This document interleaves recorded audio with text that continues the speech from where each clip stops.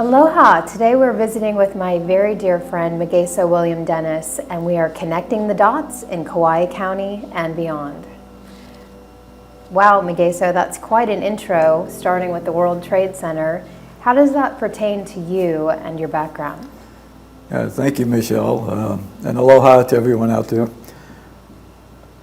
I was working in New York City most of my life, and the World Trade Center was one of my major accounts, many accounts within the World Trade Center. So I've been in and out of that building on several occasions, or many more than several, over the course of 15 to 20 years. Wow. And what my mother once taught me is not to believe everything that you see, hear, smell, taste, or whatever. And in growing up, she also told me some things that later on weren't necessarily true, and that was to trust our government, trust our religion, trust our priests, trust our doctors, trust our teachers. And so really when I went to New York, it was really quite a difference from growing up in a small town in New Hampshire and living, all of a sudden being in and around millions and millions of people and seeing every facet of life taking place, both good and bad, if you would. So I spent the majority of my career there working on optical character recognition equipment, which is similar to what we use in the voting machines. I started out installing them, maintaining them, and later on became the head of the operations. I was operations manager for the entire United States at one time, dealing primarily in optical character recognition. So you worked for over 20 years with the Fortune 500 company when you were doing this work. I wasn't 20 years with the company. Before I started with General Instrument Corporation, the largest Fortune 500 company at that time, I served with another company called Scan Optics, which was also optical character recognition equipment, where I worked and was stationed in England for a year, setting up our limited division there. So again, my primary background is optical character recognition, but we dealt with many facets of business, from media to miniature lamps to microprocessor chips to tape readers, everything. So, but optical character recognition is my background. And that's going to come in really handy later in the show. Yes, it will. So one of the things I know that you're really passionate about and really knowledgeable about is the government. And I don't know that we've ever had a time, at least not in my lifetime, where I was paying attention, that it's been so prevalent in our lives and what's been going on. And you're also a sovereign individual. And I think that's another topic that's really interesting to people, especially being here in Hawaii, technically our host nation. Well, again, I learned that you had to stand on your own 2 feet in life if you wanted to navigate safely.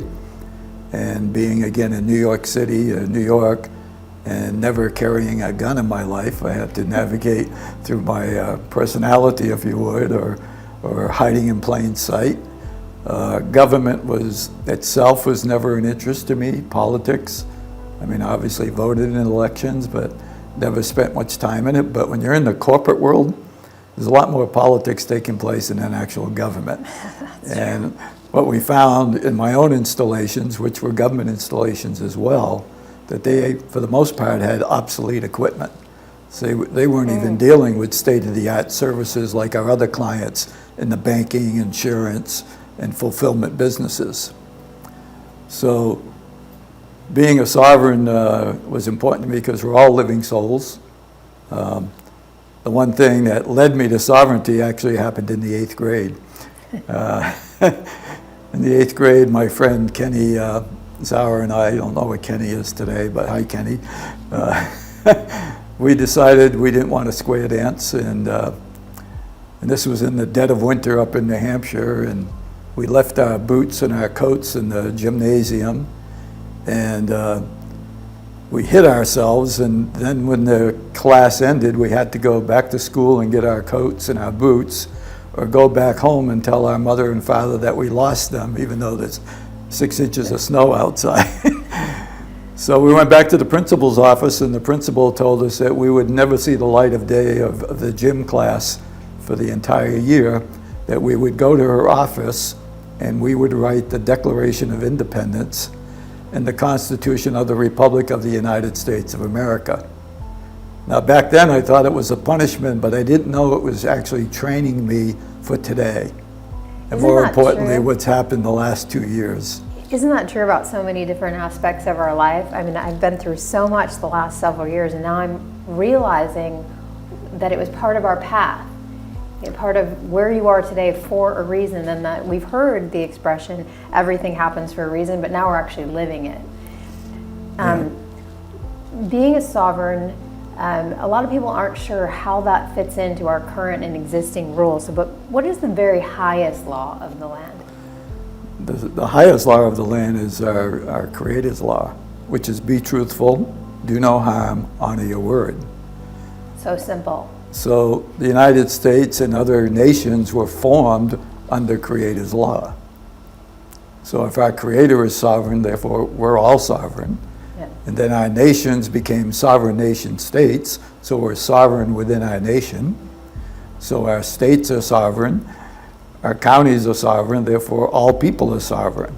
But somehow along the way they convinced us that we're not sovereign, right, that we need to depend on government, that we need to depend on a lot of things. I never felt that that was the case. I mean, growing up again, I knew Latin in the first grade, for example, because I was actually raised Roman Catholic, but I believe in all religions and all persuasions. The one thing that's common in all religions is love your neighbor as yourself. Well, I'm not sure what's happened to that either, because it seems that the world has created a world of separation. Yeah. Always trying to separate us by race, color, creed, religion, or whatever. Yeah. And I believe in uniting. I was a soccer coach and a player, and it's a team sport. They're all team sports. You can't, if I happen to be a striker in soccer, but I can't score a goal if my defense doesn't win the ball back to give it to me to try to score. So everyone's involved in that sport. And so teamwork is very important to me. And in my business of working with optical character recognition, having over 400 technicians and many installations around the country, I had to build teams. So team building was very important, because I can't be successful unless my team is successful. That just seems like a good way to live in life in general. I mean, somehow we've gotten away from that, but I do believe that all the things that have happened over the last couple of years, I think some really good things are going to come out of it, because I think we are finding our way back to these simple truths, like our unalienable rights and being sovereign and working together, and that we are all one. We literally are connected to one another. Well, let's go back to Creator's law being the highest law of the land, because that takes in our unalienable rights, because our natural rights are the first rights.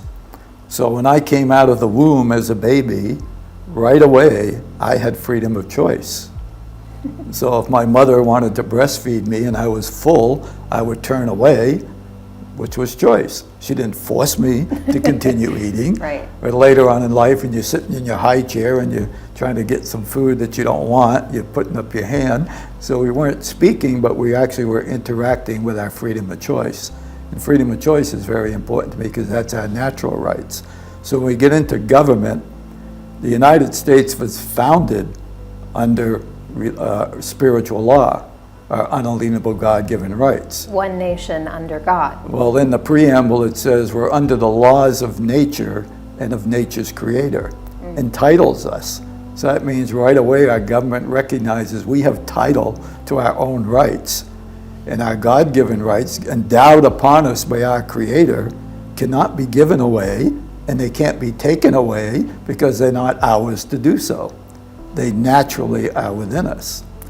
Your birthright. So when the United States was going to break away from the tyranny of the king or the kingdom, they had to guarantee all the people that they would protect their unalienable God-given rights, which means you can't put a lien on us. Okay, they're unalienable, can't be taken away. So then along in that declaration, it also says it's self-evident, which means there's no question. It's self-evident that all people, or all men as it's stated there, are created equal. So no one is above me and no one is beneath me. We are all equal, meant to live as brothers and sisters, right? Not separated, but united in love, in peace, and harmony. But the world somehow went topsy-turvy and took those rights away. So the Declaration of Independence was actually the mission statement of the United States. This is our mission, to protect our people's rights. They didn't create the Constitution until 13 years later. So the Declaration was legislated by the Continental Congress, which makes law. The legislative department makes law. So the Declaration is the law. Okay, the Constitution then protects the Declaration. What's interesting is lately there seems to be a lot of confusion. Again, we've got away from so many things that have made our country great, is that we are a constitutional republic, Correct. Not a democracy. I keep having this argument with people on social media, like, go look it up. Well, the difference between a democracy and a constitutional republic is sovereignty, is sovereignty, is sovereignty. Because the republic honors the individual sovereignty of each person, each individual, each. So that's where it lies. A democracy does not do that. A democracy where government is more in control of us. So a republic is the strongest part of government. But even in the Hawaiian Kingdom, in the 1839 Declaration of the Rights of the People and the Chiefs, they highlighted the unalienable God-given rights. And it was fashioned after the 1776 Declaration of Independence of the United States.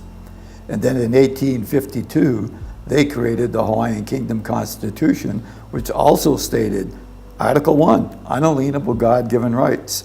And then we created in 1789, and that was fashioned after the 1789 Constitution of the Republic of the United States of America, unincorporated, which is important. So it's very important as to where we are today. So Hawaii and the United States were in perfect synchronicity at that time until 1861 and later 1871. We were talking about the government, and it's amazing. I saw a video where people were interviewing just people off the street about, understanding our own government, and a lot of people can't even name the 3 branches of government. Well, they took a lot of the basic training out of school, if you would.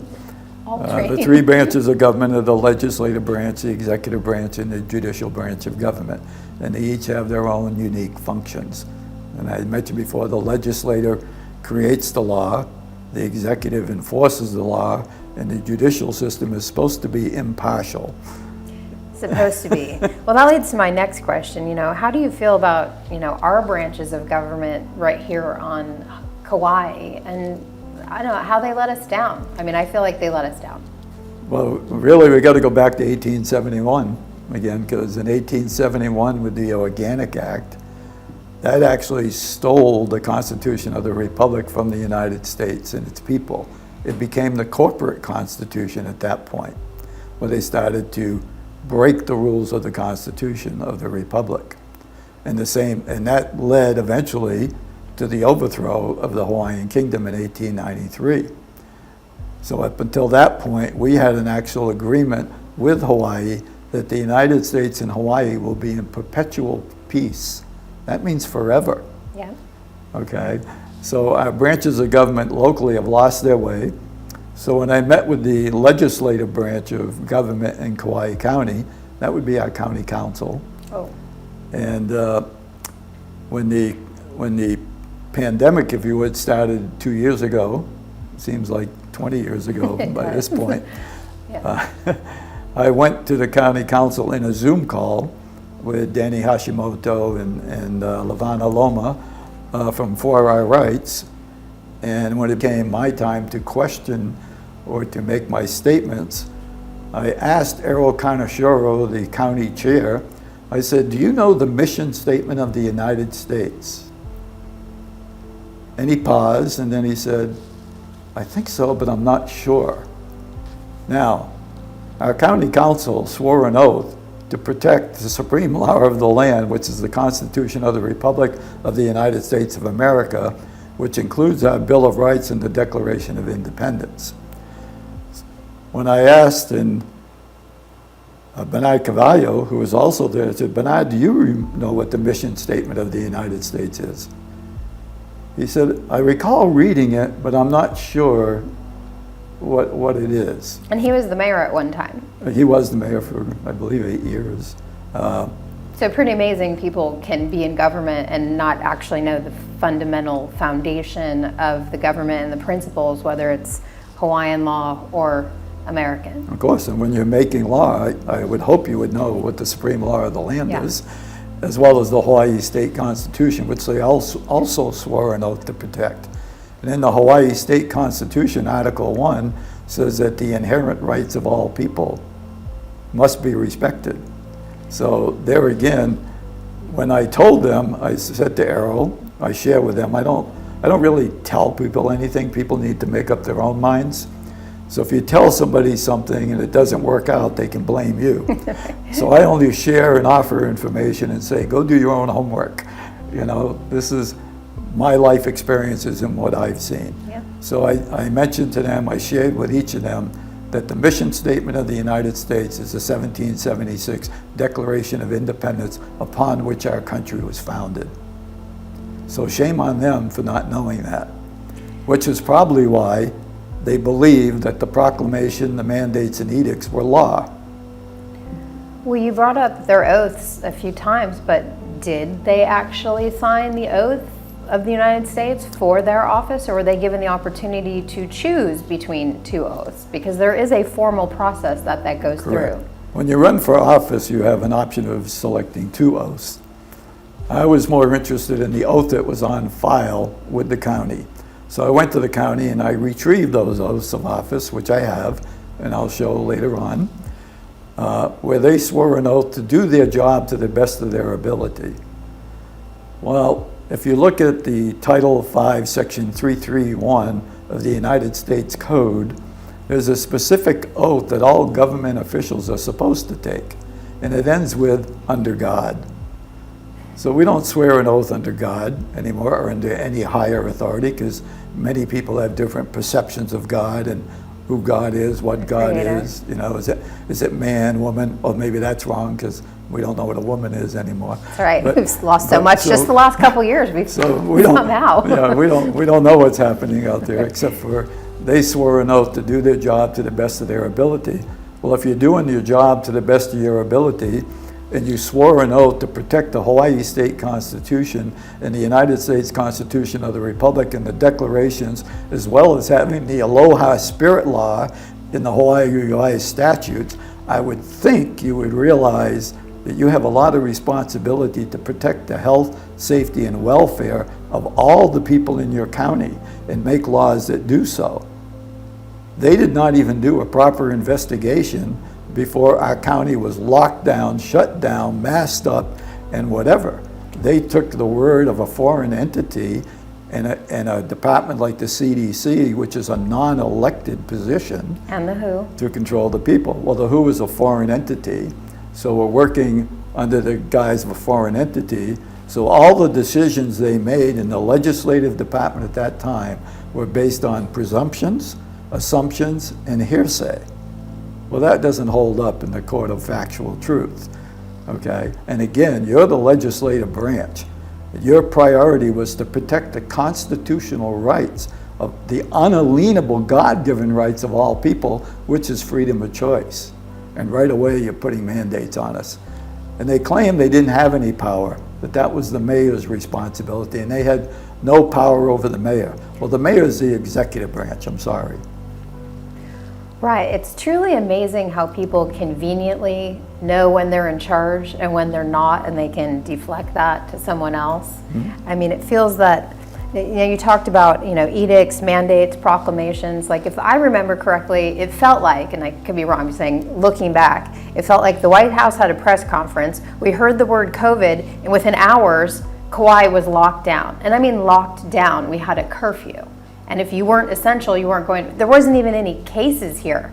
Right. But it was like, this is happening, and then we were done from that moment on. Yeah, part of the problem might be this, and this happened basically in 2011 when the KIUC, our electric utility company, brought to our county council things dealing with the carbon footprint and the future, more or less, climate change or climate control.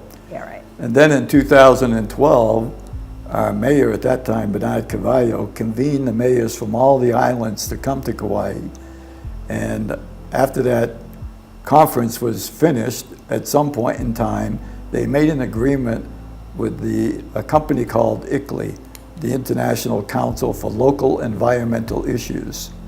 And ICLEI is a foot soldier of the United Nations Agenda 21 and Agenda 30 program, which includes depopulation. So if they're going to introduce a disease, which turned out to be a hoax, if you would, which as more evidence comes out each day, evidence that I already knew up front from my background in those areas as well, they did not do a service to the people of Kauai County.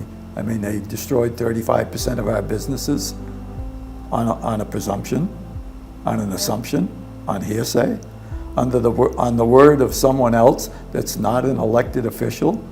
Because the last time I checked, the people are the government. They work for us, we don't work for them. That's another thing that's been lost, is there's supposed to be a representation of how the people feel, think, and attending to our needs. It used to be a time where people might have had their own jobs or careers or families, but then they lent their time to help lead. It was more of a labor of love, and now people have become career politicians where that's the only thing they do. Well, that happened in our school systems.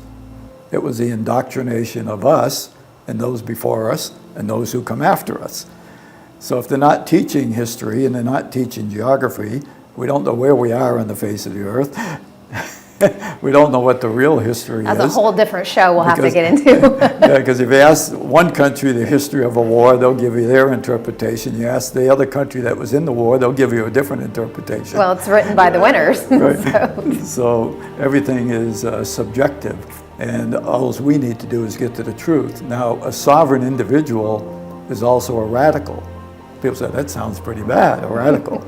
I go, no, if you look at the word radical, a radical only wants to get to the truth of the matter. Yep. They don't care which side of the equation it falls on. Right. Okay? So if I believe this and it turns out to be that, I can easily transition to go over here because they proved it.